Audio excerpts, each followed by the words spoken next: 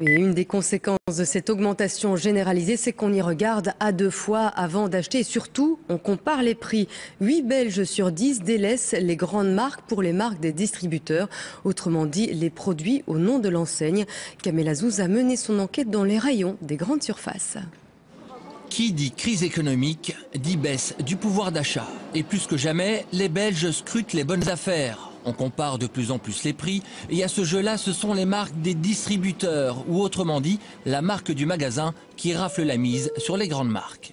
Je faisais déjà attention avant, mais encore plus maintenant depuis la crise, à prendre des marques du magasin plutôt qu'une autre marque qui est plus chère, mais le goût n'est pas forcément meilleur. Nous délaissons un petit peu les grandes marques parce que les marques, les sous-marques, disons, sont moins chères. Dès le début de la crise en 2009, les grandes enseignes ont vu leur volume de vente diminuer dans le secteur alimentaire, ce qui est rarissime.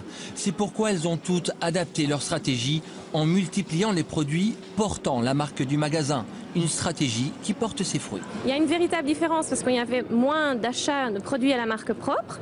Mais maintenant, avec la crise et en fonction en fait, de la découverte de différents produits pendant cette période-là, les gens ont pris confiance, ont découvert les produits, la qualité des produits et surtout le prix parce que le budget reste un élément important de tous les jours. Et les grandes surfaces voient le volume de vente de leurs marques s'envoler pour atteindre un record. La fédération qui les représente annonce 33% de part de marché pour 2011. Ces 33% constituent effectivement un record historique, si je puis dire, après un certain tassement, je dirais, pendant la période précédant la crise. Et je crois que cela est lié au fait que ces produits offrent un excellent rapport qualité-prix et c'est quelque chose que le consommateur apprécie par les temps qui courent.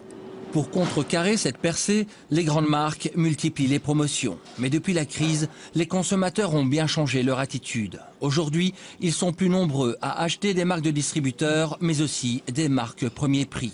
Une question s'impose, un produit moins cher est-il un produit de moins bonne qualité ? Tout ça va dépendre du produit que l'on va acheter. Donc pour tout ce qui est produit de base, la qualité va être la même chose. Donc ça va être la même composition nutritionnelle.